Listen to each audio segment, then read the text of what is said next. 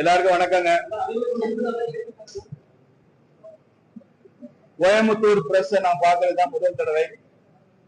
மதுரை, சென்னை, திருச்சி எல்லாம் போயிருந்தா கூட கோவை ஊடக நண்பர்களை முதல் முறையாக சந்திப்பதில் மகிழ்ச்சி. உங்கள் அனைவருக்கும் பாரதிய ஜனதா கட்சி சார்பாக தீபாவளி வாழ்த்துக்களை தெரிவித்துக் கொள்கிறேன். நல்லா தீபாவளி கொண்டாடுங்க.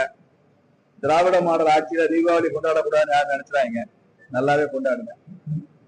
இன்றைய ஊடக நண்பர்கள் சந்திப்பு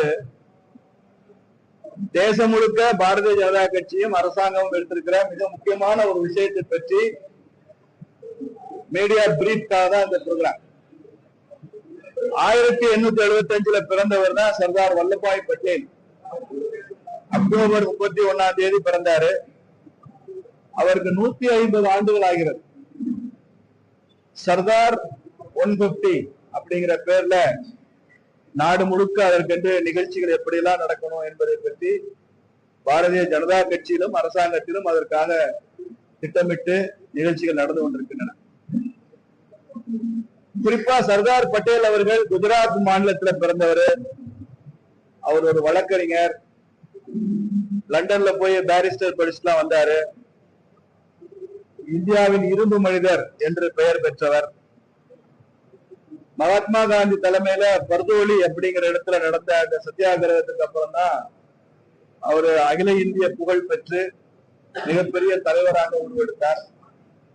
ஒரு காலகட்டத்தில் ஜவஹர்லால் நேருவுக்கு இணையான நிகரான ஒரு தலைவராக, பிரதமர் பதவிக்கு கூட பொருத்தமான நபராக பேசப்பட்டவர் சர்தார் பட்டேல்.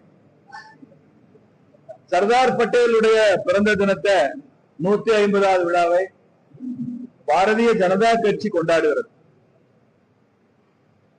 அவர் காங்கிரஸ்ல இருந்தா கூட இதுவரைக்கும் காங்கிரஸ் கட்சியில சர்தாருடைய 150வது விழாவை கொண்டாடுறது இதுவரைக்கும் எந்த முயற்சி அவங்க காங்கிரஸ் இதுவரைக்கும் செய்யல. அதை பத்தின டிஸ்கஷன் கூட இல்லை. அவங்களுக்கு நினைவு இருக்கான்னு கூட எனக்கு தெரியல. ஆனால் பிஜேபி அதை செய்கிறது. சுதந்திர போராட்டத்துல, நேஷன் பில்டிங்ல நாட்டை விடுதலை செய்ய வேண்டும் என்ற நோக்கத்தோடு செயல்பட்ட தலைவர்கள், தியாகம் செய்தவர்கள், அர்ப்பணிப்பு மனப்பான்மை இருந்தவர்கள் யாராக இருந்தாலும் அது மகாத்மா காந்தி, சர்தார் பட்டேல், நேதாஜி சுபாஷ் சந்திர போஸ், லால் பகதூர் சாஸ்திரி, தமிழ்நாட்டில் நம்ம ஐயா காமராஜர், இப்படிப்பட்ட பெரிய தலைவர்களுக்கு எல்லாம் பாரதிய ஜனதா கட்சி மரியாதை செய்கிறோம்.